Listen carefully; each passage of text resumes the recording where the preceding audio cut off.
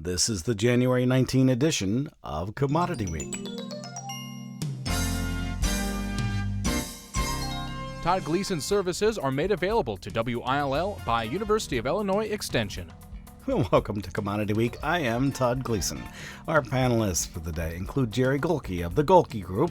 That's gulkegroup.com. He's normally in Rockford, Illinois, but he's traveling today. We'll find out where to in just a moment. Curt Kimmel is here as well from agmarket.net out of Normal, Illinois. And Greg Johnson at TGM, TotalGrainMarketing.com, joins us from Champaign, Illinois. Commodity Week is a production of Illinois Public Media. It's public radio for the farming world. Find us online at willag.org. One other item, the farmdoc team, the agricultural economists from the University of Illinois, are back in-house on campus after being on the road for a week with the Illinois Farm Economics Summits. If you missed that, don't worry, you can always catch up on it with IFAS Online for 6 Thursdays in a row. That began this week with the Grain Outlook, which is already posted in the archives at farmdocdaily.illinois.edu. We will be putting together 1-hour summaries of each of the presentations made on the road at 11 a.m. You can join us. Just sign up for the Illinois Farm Economic Summits online at farmdocdaily.illinois.edu.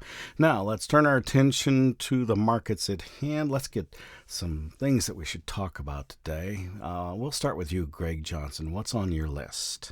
Well, I think since we're in the middle of the growing season down in South America, I think there's two questions that we want to address. Number one is the Argentine bean crop, which, according to the private guys, seemed to be lower than what USDA came out with. And then number two, the corn crop in Brazil, which hasn't even been planted yet, the Serafina crop, the second crop, the one that gets planted after the beans get harvested. What are our expectations for that? Can we assume a normal crop? I guess that's what we have to assume, but I think those two things are probably front and center right now, other than the USDA report. Curt Kimmel of agmarket.net on your list? Yeah, as soon as we get past the South American production numbers, weather, and so forth, we'll quickly start to focus on the U.S., so probably some outlook for the 23. A lot of winter meetings taking place here and a lot of projections on how many acres, what type of yield, and what ifs to look at here as we move forward, Todd. And finally, Jerry Gulke of the Gulke Group, your list. Well, I've been watching South America as well as everybody else, but what I look for is at some point in time that we establish not what the Argentine crop is per se, is that what it is not. And if it's not below 40 or that 38 level, then at least we established some level where we got an 80% chance of knowing perhaps what the total supplies are there. And the people I talk to in Brazil and in Europe the ABCs of the world are saying they think that crop in Brazil could be 155 or 157. And if you go back, in the last few years, and when we've had a normal year, even in a dry year, we've always come out of there with soybeans out of Brazil that was more than we thought. Even last year, we thought, we're going to run out of beans out of Brazil by August, and then we'll have the market all to ourselves. And here they are. They were exporting beans into December. So we have a tendency to underestimate that crop. And if that's the case, then we've offset a big portion of the deficit out of Argentina. While admittedly, the USDA has said too that China is probably going to import maybe 4 or 5 million metric tons less than the 102 million tons from all sources. So I'm not nearly as bullish long term as what some of the marketplace are. By the way, where are we talking to you from today? Well, in my house in La Quinta, California, actually. So I spend some of the winters out here more and more every year. And this year I got confined because I got every disease that you could think of after taking vitamins and getting shots, for 3 years and buying a motor home to drive home in so I wouldn't have to sleep in a hotel. And here I got it and ended up with pneumonia. So I'm getting better. 4 weeks ago I didn't have a voice. So it's a son of a gun. But and we haven't seen weather. Maybe for about 4 or 5 days we saw weather over 75 degrees, but since the end of the year and since really Christmas, we haven't seen weather above 70 degrees, and that's highly unusual. So you get a feeling in watching the water finally rain down on the drought out here that the weather patterns have changed, and that La Nina thing that's going to be weakening is probably true, which then helps us get probably a better chance or an average guess as to a normal crop in the U.S. No big problem per se, which is what Drew Lerner has been saying for 4 weeks now. Indeed. And we talked to Drew on our daily programming, the Closing Market Report, each Wednesday, if folks want to tune in on that one. Greg Johnson, how do you see the Argentine crop at this point? It's been under serious stress for a long time. Yeah, I think it continues to go lower. I think USDA's number is probably 3 to 4 million metric tons too high. I think that will come down eventually. But as Jerry mentioned earlier, Brazil's off to a good start. They grow 3 times as many beans as Argentina. So if you take a bushel more off of Argentina's crop or 2 bushels, can Brazil's crop be up by a half a bushel an acre or a bushel to offset that? Possibly. But the bottom line is we're still looking at a very, very tight supply. That's why we have $15 beans. And, I think the Argentine crop just continues to add concern because we really won't know the extent of the Brazil crop here for another month and a half. So there's some uncertainty in the marketplace. And when there's uncertainty, there's, opportunities on the upside and the downside. And I think we'll, see some opportunities on the upside here yet. Curt Kimmel, a couple of things as you're thinking about these projections you were discussing that we should take up. First, I suppose that the agmarket.net team probably is putting together projections for your Nashville event, or you've already released them, one of the two. Yeah, we'll go into more detail that first weekend in February for those still interested in maybe attending this in Nashville. Give us a call here. We can still get you in there. They actually set up a bigger room, so more than welcome to come and visit. On acreage, bean acres, you can see that increase anywhere from 0.5 to 1 million acres. What type of yield to put on that? That's going to be the moving target for beans there, as you can range it anywhere from 48 bushels up to 54 bushels. And at the lower end, you're going to have a real tight situation. At the upper end, you'll have excess inventory. Corn acres, closer to 90.5 million. And once again, you can put a yield on anywhere from 173 to about 182. So it's going to be a moving target. The key, though, is when you go through the supply-demand balance sheet, one thing to look at, everybody kind of adjusts the usage. And when you have higher yields, higher production, your usage should go up. And when you have lower yields and supply, the usage should go down. So when you look at what ifs, if they got a consistent number clear across, you might want to keep in mind you just can't have the usage the same according to what type of production you have. So the most reliable tables to look at is one that adjusts the usage according to the yield. We'll get to some of the numbers that have been released. Of course, the farmdoc team has a set of numbers. Farm Futures released their numbers on Thursday afternoon in their Coralville, Iowa conference. We'll talk about those in just a bit as well. I do want to turn my attention back to Jerry Gulke, because, Jerry, I made note in some paperwork that you sent me. You also have an event, although it's got a nice destination if you want to go to Palm Springs. Can you tell me about that one, too? Yeah, Drew Lerner will be speaking, and of course, you're familiar with Roger Wallace, in my mind, probably the best cattle analyst out there, or one of the best. And then we have Drury from McBain, who's on the economic side of it, who does manage money and has worked for McBain for decades, I guess a couple decades. Very good with the economy and has been right on top of it right along. Last time we talked to him, doesn't see a recession coming. Doesn't mean that the stock market won't take another hit, but he doesn't see a serious recession.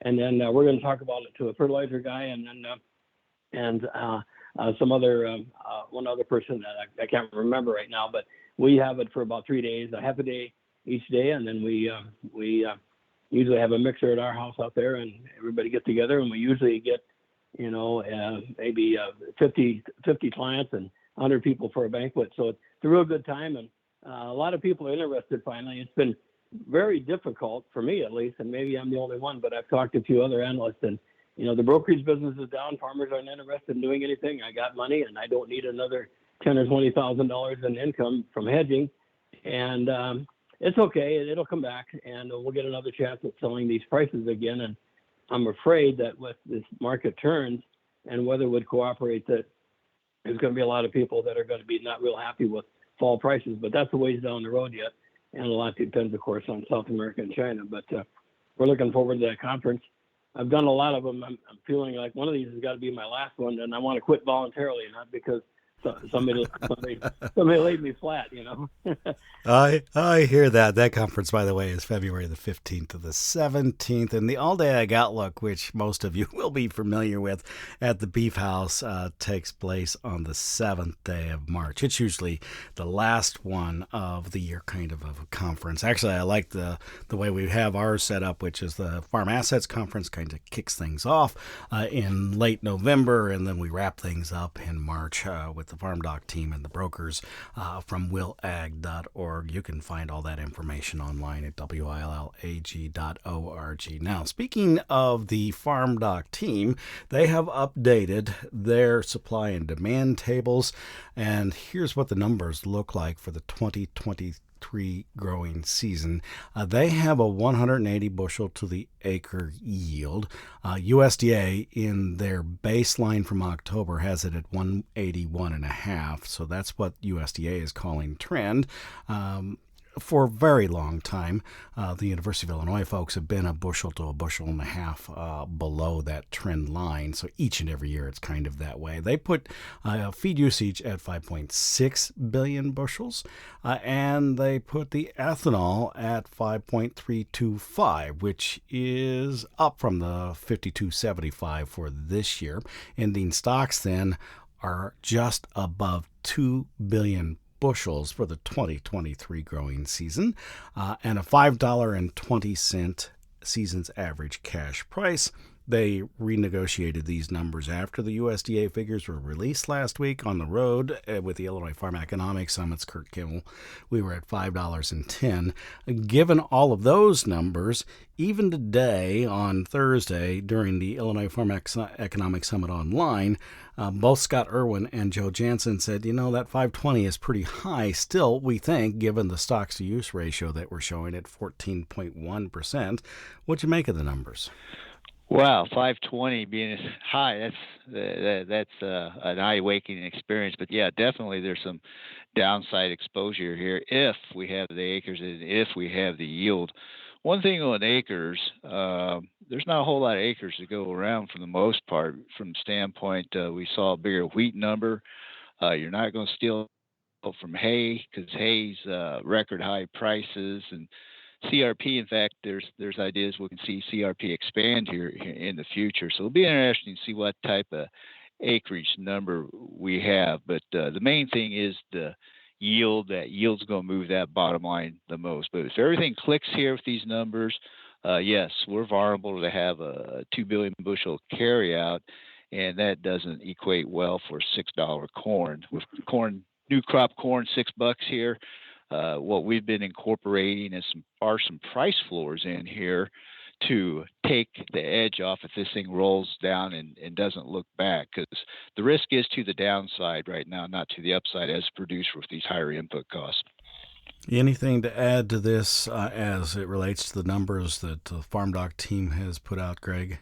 Well, they are assuming that we're going to increase acres. There's a lot of prevented plant acres last year in corn. If those acres all go to corn, that number probably is reachable. But if you look at some of the other numbers, or if we have any kind of problems at all in the spring or high input costs or whatever the case is, we may not reach those numbers. So I kind of look at it as a best case scenario, worst case scenario, and most likely scenario. And 92.5 seems to be 92.5, 93 seems best case scenario. Something in the high 80s seem to be the worst case scenario for corn acres. So you figure something in between, and then you use kind of an average yield, and maybe you can get production at 15 billion bushels. And if so, usage is 14.5 if you take a 3-year average. So we could add a 500 million bushels to the carryout. The carryout this year is 1.2. So if everything goes right, and that's a big if, we could have a carryout of 1.7. And as Curt said, that would result in downward pressure on the markets. But I guess my point is we won't know that for a while. So how quickly will the market try to, jump the numbers, and will they assume those kind of numbers or not? I guess that's what we'll have to wait and see. And just to reiterate, the FarmDoc team, the ag economists, do have their corn acreage for 2023, the coming growing season, at 92.5 million acres. So 2 out of 3 at 1.7 billion for the carryout. Where do you think the carryout for the 23-24 crop year will end up? I have a problem with feed and residual, both the baseline and the FarmDoc forecast. It seems high to me. We've been talking about it, and we've even thought it at best it stays level. You're going to have a lot less cattle on feed because of the cow liquidation. You can make some of that up with chickens perhaps, but they don't eat as much corn as cattle do. But it seems to me that at best case you hold it steady from this year, but maybe you can rise it. But I can't see 325 million bushels more, and ethanol probably is due for certainly maybe stabilizing. We follow miles driven, and it's behind a couple months, but it stabilized out, went flat basically for the last 3 months. If that turns down a little, why then you've got a problem with the gas consumption, and that's already questionable. So I think had they not raised those numbers out there, I think the ending stocks would have been higher. Our ending stocks, our first shot at it was about 2 billion. We could see that maybe pretty reasonably, but I don't have the acres. 4 million acres more is quite a stretch. I think you probably drop that by 1.5 million, and you add it to soybeans from what we hear now. And but I guess the carryout, how you get there, I still think it's between 1.75 and 2 billion, and that's not $6.50 corn. So that's where we're at. I think we have a problem with demand globally that we haven't. We're assuming China's going to come back with a vengeance, but I think it takes time for them to get back in the swing of things. So I question their demand side. Yield-wise, like other folks said, it's a shot, and you got to start somewhere. But I think you start with less acres and less demand, and go from there. So you're at what, 91 million acres for the coming crop or thereabouts then? Yeah. And what do you have for exports? Probably right around 2 billion. I can't argue with FarmDoc at 2.1. I think they're more realistic than the USDA is. All right. So what does that mean, in your opinion, Jerry? And we'll go around the horn with this, as to where farmers should be now as it's related to new crop corn sales. Well, we're significant. We've sold 20 to 30% of new crop in the cash market. And we like to do that because a lot of people don't like the margin calls, and at $6 it works pretty well. When it was above 6 a little bit and below, if we can get $5.90 out of the field, that'll work for the first 20%. And I look at that as being the 20% that probably won't be insured. If you use an 80% insurance, then you're uninsured at that portion, but at least it covers that. And we have some hedges on. Anytime it got to $6, we'd add a little bit. It's kind of like they say, kissing your girlfriend through the screen door. You don't know if you're getting the job done or not, but selling 2 or 3 or 5% every time the market hits $6 seems to be working. And what's concerned me is that the quick way that our price discovery system found a value for both corn and beans after that WASDE report came out. And WASDE report was pretty bullish on the surface, and bam, we sold off of it. And the market has been very content with saying, I don't think I have to pay Jerry and his friends anything more than $6 futures. We'll have enough corn if that's all we have to pay for it now. So we're pretty leery about the whole complex growing too much of everything. We have higher ending stocks for this year going in the next year on beans, maybe more like 240. And then I don't see, or I see a distinct possibility of it being closer to 400 next year, when we get down the road a year from the end of August this year. So that's a long way out, but I'm afraid we have a global, if you look at the global GDP, there used to be a way of, we could plug in, and we used to have a spreadsheet that did that. You could plug in calories eaten per GDP increase or decrease. And That was back in the day when Willard Sparks was still alive, and we'd look at that. When you've got 80% or probably of the global country world in recession, according to some people out there, I don't see how that you can increase the use of everything and still maintain that economic situation out there. So that has some headwinds, I think.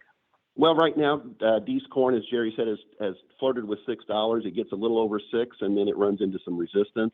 And I guess I'm trying to hold out for $6.20, just because that would equate to more like a $6 cash price for farmers in our area. And I'm still going to try to be patient. It feels like February is a crop insurance month where we set that spring guarantee price, and tends to have a little bit of a rally between now and then. So if we can get to $6.20, anywhere in that $6.10 to $6.20 range, I guess I would be a seller of corn for bushels that you don't want to store. But if we haven't gotten there, I wouldn't certainly talk anybody out of it, because I understand with it, if everything goes right, we could be at $5 or lower this fall. So I don't want to pass up $6. And without a drought, it doesn't feel like 6.25. It needs to go a whole lot higher than that, unless something goes wrong that we don't know about today. So I think the range is $5 to 6.25, and we're at $6 today, so we're a lot closer to the top than the bottom. I'm just trying to squeeze a little bit more out of it here. And Curt Kimmel, are you still continuing to push farmers to try to make those new crop corn sales as well? Yeah, from a agmarket.net perspective, we're 50% priced or hedged, a flexible marketing program. Basically, we've got a $6 floor and a $7 cap here to give guys some comfort, at least getting in, like was mentioned there, on the crop insurance, see what the discovery price we have in February. But for individuals, we've moved to doing some hedges on 20-25%. Just the fact that new crop basis is still relatively wide at this point. And for those just strictly cash marketers, we've started doing that to help at least cover some input costs and get started on this 23 production. Let's go through some of the fundamentals. We've talked about them broadly as they're related to some of the projections that have been made, but I'd like to talk about fundamentals for the day. And I'll start with you, Greg. On ethanol, USDA did not change that number in last week's old crop balance sheet. Should they have, and does it need to come down? I understand why they didn't change it just yet. I guess they think that ethanol prices follow crude oil prices, and crude oil seems to be in this $70 to $90 range. We're kind of right at $80 a barrel today, so we're right in the middle. If oil would go up, then ethanol prices could go up, the margins would return, and then those ethanol numbers could stay there. But if it's the way it is right now, ethanol margins are flat to negative, and that doesn't bode well for increased ethanol production. So I at this point, if oil stays at $80 a barrel or lower, I guess I would see the ethanol number eventually being reduced. Jerry Gulke, you mentioned four-legged creatures and not as many of them around. What do you think those numbers look like, and how should the feed and residual figures be thought about for old crop? Well, we kind of felt that we could actually reduce this year's number a little bit, because we haven't been affected a lot by those lower numbers further out. And we've got cattle everybody knows for the last 9 months, 10 months now, that we're going to have a shortage of meat because of killing the cows. And we've been waiting for that. And we got to a point, and the market doesn't seem to want to get to $200 a hundredweight on live cattle in order to pay for the feeder cattle and for the corn. And I know we raise cattle in North Dakota, and the calves are going to market. There's no way that we're going to feed, $6 corn to an animal and try to get another 50 cents a bushel or whatever. We might break even. There's not that much fun in feeding them in the wintertime. So they'll go to town, and the cows will stay pretty. We got them culled out now, but there's not a lot of incentive out there, I don't think, for the feeder to buy feeders and do that. For the cow calf guy, he's probably going to get a good price for feeders because of the shortage. But I think you lower that down to hopefully stay stable. They've whacked it pretty good, and from the last from a year ago. But the world has changed out there quite a bit, and I think it's going to be difficult to do. The biggest shock will probably come next fall when we see the numbers out there, and that's when they can have a chance once they know if the crop happens to get not be 180 bushels an acre and we come in 177 and they got less to use, like someone said earlier, then you adjust the demand side because you've got less bushels and then they can justify doing that. But I think it's optimistic to see both ethanol and feed usage that high. And you just can't recreate the 4-letter critters overnight unless it's in hogs, and you've seen what happened to hogs. There's not an incentive out there to expand by concrete and so forth. So. Curt Kimmel, if you could take up exports for the old crop, and I think at that same time, I know you wanted to talk about safrinha or second crop corn in Brazil. That plays in the old crop mix as it will be in the marketplace prior to a new crop coming on from the United States. How do you put all those numbers together, and how does the export picture look for the U.S. at this point? I suppose if you look at the graphics, really not very good. No, we're off to a slow start here on U.S. exports for basically this first quarter. A lot of enthusiasm, of course, is on the soybean side of the equation. We're at or above USDA projections at this point in time. You got to remember the export market. We're just now moving into the second quarter. Traditionally, corn exports start to pick up here as we move into spring, so it's going to be very important for that number to giddy up for the most part. So that export market is vulnerable, but it's probably too early to start downgrading it a whole lot until we actually see who steps forward here. As far as South America, the importance is this El Nino or weather pattern change in through here. That's going to be a critical thing to watch as Brazil has actually been a little on the wet side in through here. So we'll go from the soybean concern to the corn concern here fairly quickly. Let's wrap up our conversation, get a final word from each of you now. Jerry Gulke of the Gulke Group, I'll start with you today. Your final word for producers and landowners. Well, I've been taking a look at the soybean prices where they've been at. And every time they got above $14 out of the field or futures in new crop beans, I sold beans. I'd be more apt to. We're probably 30% at least covered and 20-some% in the cash and some more in the futures. I'll grow $14.50 beans. I think before I'll want to grow sub $5 corn. I don't have the basis. We're about 40 under in northern Illinois, delivered to the elevator. So there's another dime or 12 cents. So we're closer to 50 under, and that's down to 550 level already. And I'll keep all the corn acres I planted last year to beans, and we had more corn last year. So that was more favorable to me. And I thought, my goodness, at some point in time, someone's going to think if they need the corn, we need to rob some of those bean acres on paper, at least in price, back to corn.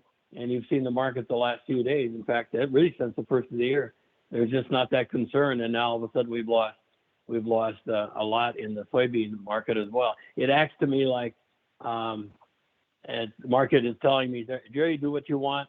At the end of the year, we're probably going to have more than enough anyway. And it's like a lack of concern for what I do, in spite of the high price in fertilizer, which most of us bought 80% of that. And so we're locked in there. So I just have, with the weather changing, to what I see as more favorable to maybe as good a crop as we've had, and maybe trendline yields, I lean more to soybeans unless they decide to raise that price of corn, which doesn't seem to be in the cards. Curt Kimmel, your final word for the day? One thing, going back in history somewhat, we got a lot of projections in front of us. There was a major firm out of the southern half of the U.S. that projected 500 million bushel bean carryout for about 2 or 3 years in a row. And the bottom line is carryout came in about 200 million bushels. So there's a lot of moving parts here to keep in mind, but you got to plan and defend. And secondly, we were out in Las Vegas here this past weekend with the ADMIS national meeting, and one of the key speakers we had there was David Hightower. He's going to be at our Nashville meeting, and you might want to stop and listen to him because David has moved to unfiltered, unleashed and it's preaching high volatility and some pretty good ideas. So you might want to stop at Nashville if you can. And Greg Johnson from TGM, your final word for the day. Ending stocks on both corn and bean are historically tight. 1.2 billion on corn and 210 million bushels on beans. And if everything goes right, those carryouts will be bigger by next fall. But we've got a lot of time between now and then. So I guess in the short run, I'm a little bit friendly. But in the long run, I think we want to sell those rallies because we probably will be lower by the time fall rolls around. Commodity Week is a production of Illinois Public Media's public radio for the farming world. You may find and listen to the whole of the program anytime you'd like on our website. The address is willag.org, willag.org. Our thanks go to our panelists this week. They included Jerry Gulke of the Gulke Group, Curt Kimmel of agmarket.net, and Greg Johnson of TGM, Total Grain Marketing. I'm University of Illinois Extension's Todd Gleason.